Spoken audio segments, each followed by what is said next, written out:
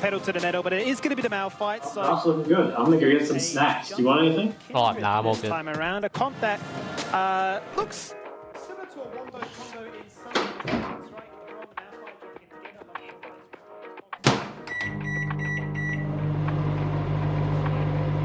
Dash is out of vision, but not for long. But Raze is getting all the damage down. That is the new record in LCO history. What? The game's already over? Well, that was a paddling.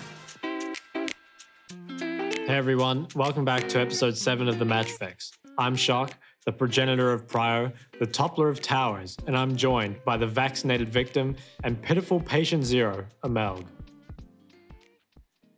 I'm a milk.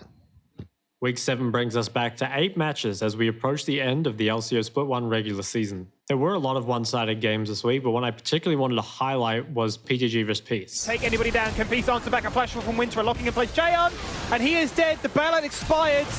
He won't get the zombie form. No resets this time. 3 Baron buffs removed. On to our 4th. A double for Praedyth Jinx. So starting off with the draft, I thought the draft was really interesting for both teams. I think PGG, they have this like really strong, like simple to play 5v5 team composition. On the other hand, Peace, they've got like a lot of interesting things. They've got the counter picks like the GP, like the Renata, and also their comp much harder to execute in my opinion.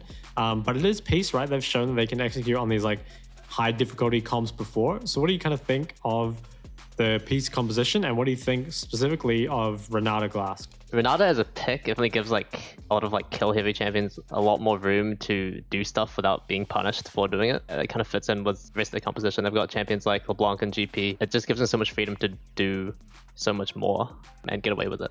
Yeah, I think the comp as a whole, it had like things like synergized together, but I felt like the comp itself didn't really quite go together. The Hecarim LeBlanc is like a combo that punishes like immobile mids like really, really hard, but then you know, we're blind picking LeBlanc and, you know, they're forced to ban, say, like Vex and Lysandra, which is what they ban. But then, like, Ahri is still left up, which is, like, one of the hardest champs to gank, especially for, like, Hecarim LeBlanc. So I thought that was really weird. I think specifically about the mid matchup, like, LeBlanc versus Ahri, it's pretty Ahri favored from what I remember. I'd say it's, like, pretty much just, like, a farming matchup. I think Ahri neutralizes really well what LeBlanc wants to do. Like, it's real hard for LeBlanc to get Prio, it's real hard for LeBlanc to ever like trade aggressively. She's hard to gank. Yeah, I think the LeBlanc blind pick, honestly, not really that good. I think especially if like you're committing 2 mid bans and still you don't really get something you're that happy with. I think that's pretty like problematic. As we all know, gameplay is king, so let's throw all the draft stuff out of the window. There were some other like pretty interesting things. Like I think the gangplank picked into Gnar is meant to be like pretty good for the gangplank, but it didn't really seem to manifest into anything. I think like Gnar was taking tower plates in the early game, and I think Gnar, like really late in the game, did end up solo killing the GP. So I'm not sure if like that is how it's meant to go, or if maybe Winter just like played it really well, or Tien didn't play that well. I'm honestly not really sure, but it feels like that red side 5 pick should give you a little bit more power. Peace really need like the Hecarim and LeBlanc to find access to the Jinx. And I actually remember this one team fight where Beats hits a really big ult onto Jinx and Jinx ends up killing 2 of her teammates, right? I think that's pretty much like the dream situation for Renata. But if you look back at this team fight, the LeBlanc and the Hecarim didn't manage to touch the Jinx basically at all. I'm pretty sure LeBlanc like dashed in and lost all like half her HP fighting Xin Zhao, and like Hecarim was already really low to begin with. So like even though they got this like dream situation, the people that needed to get flanks like weren't in the right position. They didn't like play out the team fight like the way they should have. So I don't know. Yeah, it's just like a very high execution composition, and they didn't execute well enough in the team fights to make it work. Leading on from this game, on day 2, Peace faced off against Direwolves in what was a pretty banger match. It was really close pretty much throughout the entire game. They want to end, right? And like Peace, they've fallen for the play. Direwolves have called the bluff. You can go for the Drake if you want. There's still 50 seconds till it spawns. We're pushing top lane. You want to set up vision? We don't care. Don't care at all. Tien once again on that flank as you highlight. Good is going to turn around to him with the Cataclysm locking in place. So this Dragon's Breath will not do much. In goes Appy. The fear is there. He's taken out Kyose down for a whole minute, Rusty. A kick onto Shinki, who will go gold, and the culling is there, but the Shadow Surge reset is enough for Appy to follow him through. Peace. We wanted the hero's moment, and that is what we got. Some interesting drafting from the side of Peace with the last pick, Shyvana top. I actually don't really know much about this pick. All I know is that Bwipo picked it once in the LCS and they won. Maybe Peace thought, oh hey, 100% win rate, let's pick it again. But yeah, I mean, they took out the win. And although, honestly, I feel like the Shyvana itself didn't do all too much. I mean, I'm a Shyvana hater, so I'm not going to comment, but, you know, I mean, I think the pick, like, it, like, did fine, but I don't think it was anything special. I don't know. Yeah, I didn't really see any moments where Shyvana actually did something that made me think, oh, wow, I'm so glad they picked Shyvana here. You know, it just kind of felt like it existed. It didn't really do bad. It was kind of just there. I guess. I think it is one of those things where, like, it does just give them a few more options, though. Like, I think Tien does play, like, a pretty deep champion pool, and that can be, like, kind of difficult to draft against. So at least they've, like, shown that they can play it, and maybe they'll use it in the playoffs. Like, who knows? God, I hope not. It's so fucking boring to watch, man. Yeah, so I do think Direwolves have been playing well. I think their, like, mid jungler especially has been, like, they're always picking these, like, aggressive combos. You know, the LeBlanc, Lee Sin, stuff like that. I do still think this is, like, another blind pick LeBlanc, but I don't know why you're doing this to yourself. I feel like last year, I felt like LeBlanc was such a good blind pick because the only things that you might care about would be, like, Kassadin and maybe Lissandra if you're a beta, but, like, no one really plays Kassadin OC, and yeah, I don't think Lissandra's that bad. But now I think there's the Vex and the Ahri, which are both champs that I think deal really well with what LeBlanc wants to do. I feel like there's a better blind pick. I'm not sure why people are doing this to themselves. I think, like, it's, like, playable, right? But I think you can make the level of execution, like, required so much lower by just blind picking something better, pretty much. It really did suffer in the game as well. Like, I think QSA was 0-2 at around 10 minutes. Just because, I guess, of the nature of the matchup. Not where you want to be if you're first picking LeBlanc. Although I do think Ghetto on J4 picked up a lot of the slack. He was, you know, making plays in the early game as you want to on J4, making stuff happen, being, like, the proactive Ghetto that we've seen from, I think, most of his games. He's, you know, been, like, pretty aggressive in how he plays. I think the, like, Ghetto Kyose combo, like, stylistically, they fit each other pretty well. Like, Kyose likes a lot of the, like, AP mages, like, with CC, and then I think Ghetto, like, excels on those, like, AD ganking champions. So I think they have, like, a natural synergy. It was a pretty good performance from Direwolves. They did manage to, like, pull ahead at certain points in the game, and they kind of just stumbled at the last hurdle, which was really sad to watch, but it does show that they definitely, like, do deserve their current spot in the playoffs, you know, because, like, earlier in the split they were, like, really shaky. I think there were a lot of question marks about whether or not they'd even make it. Especially at the start of the split, I think people probably power ranked Kanga higher than Direwolves. Maybe?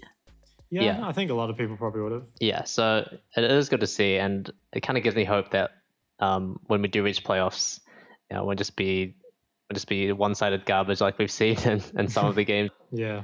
With only 2 weeks left in the split, let's take a look at the standings to see how everyone's stacking up. Chiefs are still ahead in first place. Got their cheeky pass go and clicked their 2 free wins against Mammoth and Gravitas. Peace still trailing behind Chiefs at 13-4. There's a 3-win gap between them, so I mean, it's still possible for them to potentially snatch up first place if Chiefs stumbles, although that is pretty unlikely. Important thing to note is that they do have the head-to-head record against PGG and Order already, so yeah, they definitely are maximum chilling at second right now.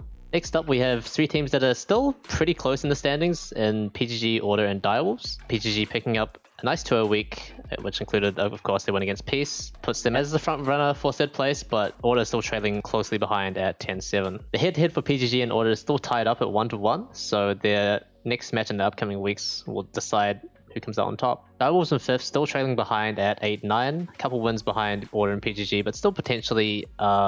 it still might be possible for them to snatch one of the 3rd and 4th place spots. And then we have bottom 3 in Mammoth, Kanga, and Gravitas sitting at a 215 record, officially out of playoffs contention. Yeah, I mean, the one thing about Gravitas is they have, like, 50 players, right? So I'm sure somewhere in there's a winning combination, yeah. Kanga obviously has been making changes recently. I think, Shock, you want to talk a bit more about that? Yeah, so I think the Kanga changes, like, I'm not sure if it was, like, a last-ditch effort to like try get into playoffs, but it's clear that, you know, the changes, at least in the short term, haven't worked. So I see it kind of as more like a developmental change, and I think it is, like, kind of good. I think I'm always a fan of, like, players moving to coaching roles, because I think it's like there's no guarantee that a coach is going to be good, but I think the chance is certainly higher if you were a player before. It's not to say if you weren't a player that you can't be a good coach, but I do think, like, lots of experience at the top level in our region like only has is like a pretty valuable skill for coaches to have. So I think the changes Kanga have made, it's definitely like a split 2 move. And I still think like the roster as a whole, like at the start of the split, people thought like Kanga was going to be pretty decent, and like they haven't really turned out to be. But I think in split 2, they definitely could be a bit more competitive than they are now. I think the biggest question mark around Kanga though is only still on their 60k bankroll, do you reckon? Hard to say. I feel like you wouldn't get quite as much as a coach, but I'm not sure. He wouldn't just accept a pay cut though, right? Like maybe he is still bagging the 60k. Like who knows? This week, we're lucky enough to be joined by 2 guests, the best dressed and best support Rogue OCE, as well as old mate Chippys. Well, Chippies, you've just come back from playing collegiate in NA, and Rogue, you've come back from, I think, a year-long stint playing for Easy Dream in the LFL. So what's it like coming back to OS? How was the experience overseas? Overseas is cool. It's got a lot more structure, and I feel like everyone's really excited to be there, and you see how much people get paid in like positions just above you and how obtainable it is, which I think is a massive reason that people are so disciplined in practice as well. Like, everyone knows that if they do good this year, next year they're on 200k. Well, yeah, it's not quite as easy, man. Like I can turn up late to a few games, but if I get to game day and play well, it's like same thing will happen. Was there like a particular reason why you guys decided to come back to OS? I would say for me, obviously I didn't get like an LCS spot or I would have been there, but playing in collegiate, because they're students with split responsibilities, they try a lot less hard, I'd say. And I had to balance playing league with like uni and all that. So I'd say it's not as competitive, and that's what I miss too much. And also the city I was in, St. Louis, the food was pretty shit. I don't think there's like one good restaurant in the whole city. So I sort of missed living in familiar city with good food and people trying harder in scrims, I guess. Well, I mean, the time frame is a bit different in Europe to in Australia because it's a secondary league. Like contracts end, and because OPL or LCO is like a Premier League, they start signing players fast, and like the LCO is on the same, not the LCO, the EU LCS, whatever it's called now. It's on the same time frame, and then academy teams and national league teams come second. So I was doing like a bit of trials and things with teams, and it was kind of coming to crunch time where realistically like Pentanet offers and other good offers in OS were going to expire soon. And so it was like, do I take the risk or do I sign now? So I was like, all right, I got to insure it and take, I'll just sign now. It won't be that bad. It's pretty good anyway. And it was actually like 4 or 5 days after I signed with Pentanet, I got an offer from a LEC Academy team. So I was pretty sad. I was pretty sad about that one. But worst case, it doesn't even matter. I said to myself when I was signing it, I was like, dude, worst case, I get an offer that I can't take, whatever. But at the end of it, like, if I win both splits and I go to MSI and Worlds, like, that is better than playing on an academy team. I get to go to MSI and Worlds. So going into the year, it was just essentially, okay, if I win MSI, if I go to MSI and Worlds, like, the year was worth it. If I don't, then it suck. So let's not be suck. Good morning, Mark. No, I respect that. So it seems like the competitive drive is like a big thing for both of you then. Yeah, for sure. So, Chippies, first thing I wanted to know is that you said in your coaching interview that some players that you're coaching now are more receptive to feedback than when you were a player. So is there anyone particular you're calling out here? A shock guy, bro. So hard to work with. Yeah, he just doesn't take your feedback, doesn't take... What was it that you said? It was like, no, don't take bad trades or some shit like that. Yeah, I actually remember that. Take bad trades. Just don't take bad trades. Yeah, no, that's all there is to it. Wally. What's the like scrim culture like right now? Like, are there still lots of just like random like FFs? Are people still like really late? Like in general, has it gotten any better, or is OCE just still OCE? It's still OCE. I'd say, yeah, there's never been a scrim set that started on time. And there's still like cancelled. Doing a year in Europe, and you compare the two, it's like so bad, man. Like in Europe, you play a 4-game scrim set and it's done in like 3.5 hours, and notice you do a 5-game and it takes 6 hours somehow, or 5.5. It's like, was that? But the 30-minute reviews, people arguing. Like, oh, yeah. Dude, I don't miss the reviews, man. Holy fuck. Yeah, even though it's collegiate, scrims are a lot better. And, most of them started on time, I'd say. Do you think it's just because, like, there's, like, the managers are better? Or, like, what do you think is the reason? It's just because we're lazy or what? Yeah, I'd say management is better and coaching staff probably are more, like, have more power in NA. Right, And I guess you can't replace anyone because everyone else is just so yeah, shit. that's true. I guess the threat of being replaced is like pretty big, right? Because that way you don't have to get players out of bed in the morning like a few times. But True that. one thing I just thought of actually is, especially in the EU, right? There'd be like so many teams to scrim that like if a team like fucks you around, you can just like never scrim them again, and it's like not a problem, you know? Like you must have so much choice in who you scrim. Oh yeah. Do you know how many teams you blacklist? Like you verse them one time, you play 2 games, and say like blacklisting them, and you move on. Yeah, It doesn't mean anything. On that note, for either of you, what's the story with this like Chiefs PGG not scrimming each other? Like what's happened here? You take this one, Rogue, because I still don't know why we're scrimming. You take this one. I think it just came from a decision at the start that I think last year PGG, when they scrimmed them, they had a history of not showing up on time and things like this, or not even just showing up on time, just cancelling at the last minute.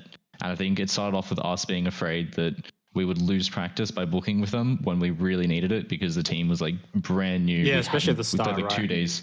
Yeah, we played 2 games of scrims before we like played a stage match, so we needed the practice. So we only wanted to book with teams who 100% wouldn't cancel, even if the scrims weren't as good.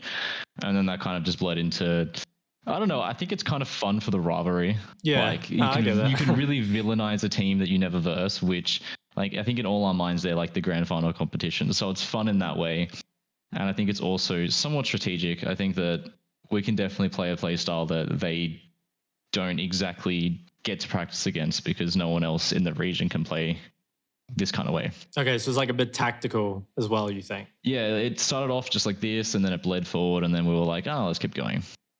Okay, so you both see like Chiefs as definitely like the finals contender for you guys? Yeah, I'd say right now it'll be us versus Chiefs final, basically 100%. Yeah, in my opinion. Okay. Has there been anyone or any team, I guess, that's been like a surprise to you guys, like how they've played? I'm surprised Peace's start was so good, but seeing them in practice, they don't take it as seriously as they need to if they want to win. So I don't think their late game will be good. Do you think there are a lot of teams that are like, there's a big difference between their scrim and stage? I don't think not a lot. Huge different. I don't think scrims are even that pop off for a lot of teams. I'd say just Peace is the biggest difference.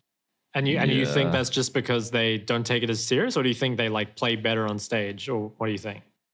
I think they don't let their emotions like take over on stage as much as scrims. Right, you think they like tilt or something? Oh yeah, they do. Oh, okay. All right, good little Kazakh's cue. Thank you for that. Do you think there's like an underrated bot lane in the LCO right now? Honestly, one player that I think is really good is Voice.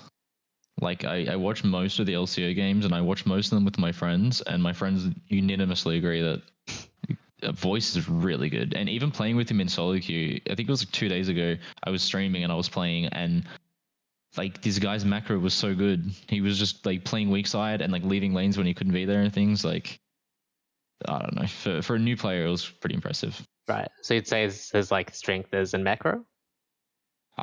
Yeah, I mean, I think he knows where to be. He has a better understanding of macro than what most new players have. Okay, I've got something for Rogue as well. What do you think about, or what do you think the best way is to like improve as like a duo bot lane right now? Because I know in the past, like you and FBI would play like 1 billion Zyra Khan games, and I probably lost like 1,000 LP to that. But now, because you can't do a queue in Challenger, like what do you and like Praedyth do to improve as a bot lane? I mean, my strategy always when playing with a new AD carry is say to them week 1 of scrims, okay, we're going to headbutt the enemy for like 2 weeks, and we're just going to go for every little thing, and we're going to int a bunch. But at the end of that like 2 weeks, our team will hate us, but we've gotten really good at practicing. So I think that's the big thing. Like you start off the first few weeks just hyper aggressive, hyper trying to win lanes that like you shouldn't, and inting a bunch. And then after that, you kind of really get on the same page. Just to start off with, you just review together and you point out opportunities the other person doesn't see, and then eventually you see all the same opportunities. So I think me and Mark are at that point already. Do you think the bot lanes are weaker, kind of like as a result of not having access to duo queue, or you don't think it makes like a big difference? It makes a bit of a difference, but I think solo queue in general is pretty useless for your time. And I was like, once you've got to Challenger, like there's nothing more to do, man. Yeah. Like you're not getting any practice by playing. You're just versing 1-pick Sonas every game. So I guess the only value you get is from duoing. So maybe it would be nice, but for fun, if anything. Yeah, no, fair enough. But how would you power rank like maybe like the top 3 or top 5 bot lanes right now? I don't think that bot lane's a very powerful role right now in this region. I think there are some good AD carries, but I think the sup role is just so bad. I think there's like no competition in the sup role. It's really sad compared to what it used to be, right? It used to have like Cupcake, E-Gym, Flying Dew even back in the day, like Melg, Destiny, Cupcake. Like you had some, even Decoy was pretty good. Like you had a lot of good supports, and now it's kind of really tanked. I think Draco's pretty good, which I was kind of surprised about. But after Draco, I think it's pretty, like even on the other top teams, right? I think their supports are the things that let them down. Really? Okay. Interesting. Yeah. Actually, one thing I'd like to know is, do you think, like you say that's like true of the support role, do you think that's like a general thing for the entire league? Because like on one hand, like lots of good players have been exported, right? But on the other hand, like the general level of play like should have risen. So do you think the level of play is like better or worse, like compared to say like 2018 or whatever? I think the caliber, like the way I've always viewed it is there is like a few categories of players, right? There's like players who are good enough to win a grand final. And if you want a grand final, you need 5 of them on a team. And in previous years, there's enough players who are good enough to win the league for like 3 top teams. And now there's enough for like 2. Like, so in that aspect, not really. And then the gap between those players and the rest is a lot bigger now. Like I'd say the amount of players who are good enough to win a grand final compared to like everyone else is like a huge gap in skill, and especially knowledge and things like this. I think, yeah, if you don't have like a veteran player on your team, like it's rough. Like, man, you're going to get to finals games and things where it really matters, and you're going to just not know what to do. Okay. It's pretty interesting. Yeah, from my point of view, it looks like the bottom team suffered more than the top teams. Yeah. Because now the bottom like 4 teams is just basically unlosable if you don't troll draft. But in the past, it wasn't like that. Yeah, there's been like a lot of one-sided games, right? And like there was what, like a 16-minute game, an 18-minute game. Like they were pretty short. You wouldn't see that in the past. Even like I was watching like this morning, our week 2, I think it was, match versus Mammoth, where we lost to them. And this game they had like Dragon Soul. The kills were like 11-1, and the gold was even. Right. So like to be losing down by 10 kills and a Dragon Soul, but the gold's even, like that's pretty mind blowing. Yeah, well, there must be like so much inefficiency that they're like missing farm or whatever, camps, whatever. Yeah. One thing I'd like to ask you, Chippys, is like, what do you think your coaching style is? Like, are you more like the hands-on, like you're going through the matchups with all the players, or like what do you like do as a coach right now? I'd say my main focus is setting structure, because before it was just everyone's playing individually. Or it was mainly a disconnect between the Koreans and the white fellas. So I was setting structure to get them on the same page. And then setting our team identity really clearly. Because I know from international events, that's always the most important. Who's the best at their identity? That's like my 2 main focuses. But individually, I help Winter a lot as well, because we're both top laners, right? Yeah. But I don't really do that for bot lane that much. I let them sort of figure that themselves. Because I'm more of a top jungle mid kind of guy. I have to echo that for sure. Like there was, if you watch our early games, there was such a disconnect. It was like Praedyth was the plague and we left him alone. I could leave. I can leave and go topside, but Mark doesn't have that luxury. Like he was just left to fend for himself, and oh my god, the guy didn't have a chance to play the game. Yeah, if you watch our first 3 weeks till now, Praedyth like wasn't in the game. But now he's playing really well. He did not get to play. He didn't get a chance to be good, but now, he's part of the team, so that's good. Yeah, that's cool. So, do you have like a heavy hand in the draft as well, then, or like, how does that work? Are you doing the same kind of thing before, like, where you make spreadsheets and ask the players their opinion, or like, how's that going for you? I'd say I do that, but a lot of the players sleep until about 8 p.m. Right. So I'd say I do the bulk of the draft. That's cool. Yeah, no, Chippys is draft genius. So, like, with that in mind, what's, I guess, your relationship or the team's relationship with Udisoft? Udisoft? Well, he's there as a threat that if Balkan slips up, he's going to come and take that jungle spot. I don't know. If you've seen his hacker room in my Soloki games, I don't know you want that guy in, but okay, yeah, I can see it. Oh, to Chippys, is there any like team or maybe a coach that you find is like sort of difficult to draft against, or are they all just like piss low randoms for you? I'd say Chiefs are the hardest to draft against because they have a lot of champs that are really annoying to verse. So you have to decide which ones you want to verse and how to verse it. But all the other teams are very, very similar.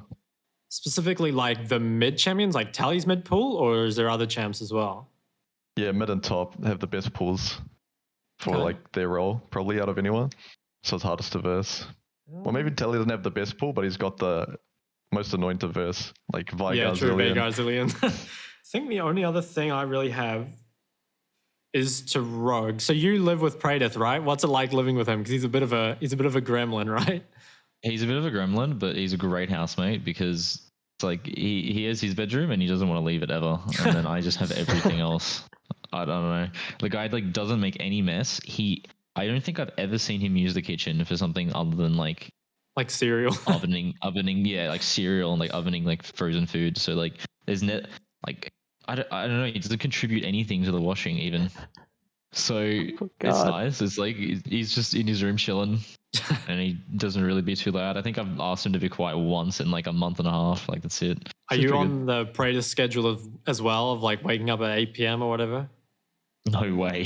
You're a normie then? No. We like tag out. Like we did the same thing in 2020. Like we never duoed because like we'd finish scrims and he'd go to sleep and I would play solo queue, and then when I finished playing solo queue, he'd wake up. Okay. Well, I don't really have anything else. Is there anything either of you want to say? Should talk another team or something? Yeah, fuck them all. Yeah, off is trash. All right. Well, Yeah. I think that's it. So yeah, thank you for your time. All right, thanks, Jeep. Cheers, See ya. guys. Even in week 7, Oceania keeps delivering moments for the LCO. At the end of day 1 in the PGG vs Peace game, we saw Beats picking Renata Glask for the first time competitively. There was one moment in particular that stood out to, I think, a lot of us. Finally, Balkan jumps in, they claim it, they get it. Two members go berserk! Praedyth just killed his own team. He's so fed. He's laughing about and it. that's why he's so fed. Praedyth actually just turns around and blasts everybody. That in was raid. the LCO play of the day action. I think maybe Praedyth enjoyed it a bit too much, though I can't say I blame him. If you get paid to kill your teammates on stage, hey, I think that's a pretty good deal. At the end of that game, we had MacMate putting Kitty on the spot with some quick mats. Hey Kitty, what's 1 + 1? She says. 1. Well, I'm sure someone that can answer you is... All right, listen up, everybody. Here's some words of advice. Never math in public. Luckily, Praedyth came in to save the day with a pretty well-known tutorial. I know 2 + 2 - 1, but that's about it. That's all I got for you. What was Sorry. 2 + 2 - 1 then? 2. It's 3. Day 2 started off with a bang, with Scott being requested to show off his guns in the pre-game interview. And like a true alpha, of course, he obliged, filling in only shoes quite nicely. I'll show one for the team.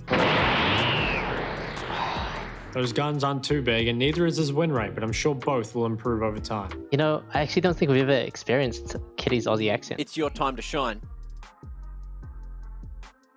How are ya? Going, mate. I don't think I've ever experienced your Aussie accent, Amelg. Oh yeah, mate. Put some kangi on the Barbie. All right. They do that, right? That's what Australians sure. do. Give you your best shot, dude. Come on. All right. Yeah, g'day, mate. How's it going? Okay, that was way better than mine. That's really embarrassing. I've had some experience. Wait, didn't you live with Carbon or play in a team with Carbon? I didn't live in the house with him. Oh, okay. I heard him, but like... Because he's got a very Australian accent, you know? He's always doing those VBs with the boys. Lastly, we saw a bit of a base tweet coming out from Rusty, venting about the state of competitiveness in the LCO. And he was basically saying that it's hard to cast games that are so one-sided. And I think, honestly, I'd agree. Yeah, Rusty wasn't holding back this week. Holy cow, man. It's just so tragic. I've decided I'm not going to break the game down. I'm just going to join you in play-by-play. Doing well so far from the side of order by simply existing. Like Gravitas, I'm not sure what they do beyond existing. Gravitas, so they're trying to play... Oh! No. He's thread the needle. How's Can't that say anything landed? else, can How I? has that landed? This is going to be a rough game. I feel bad saying that 6 minutes in. Maybe Rusty should be the change he wishes to see in the world and throw himself on the ref next time.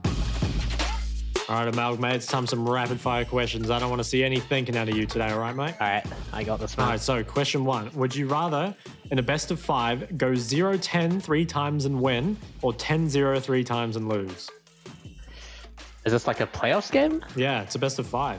Oh, I'll go 10 3 times and win, dude. I don't care. Okay. Respect I'm a that. true support player, okay? Speaking of support players, which role would you swap to if you had to swap? Probably ADC, honestly. What? No way you have the mechanics for that. What's the No, reason? Dude, listen, my Israel is cracked, okay? My Israel is cracked, I'm telling you. You listen I'm to this guy, telling you. Ricky? Oh my god, man. Alright, those normal games are getting to your head, man. Yeah. Alright, would you delete Yumi or Zoe?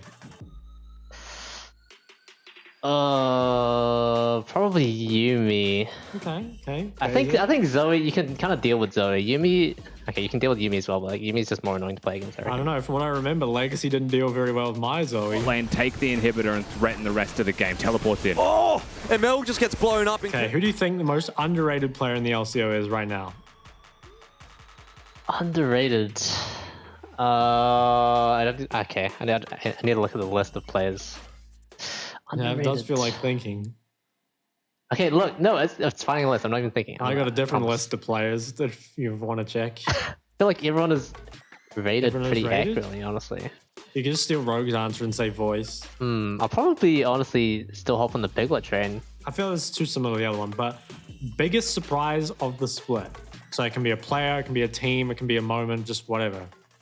Honestly, I would just say, kind of like what Chippy said earlier, like Peace having the start that they did. Very few people expect them to be second right now, so... Those are very rapid and no thinking at all. That's all for today's episode. Catch you next time for your weekly fix.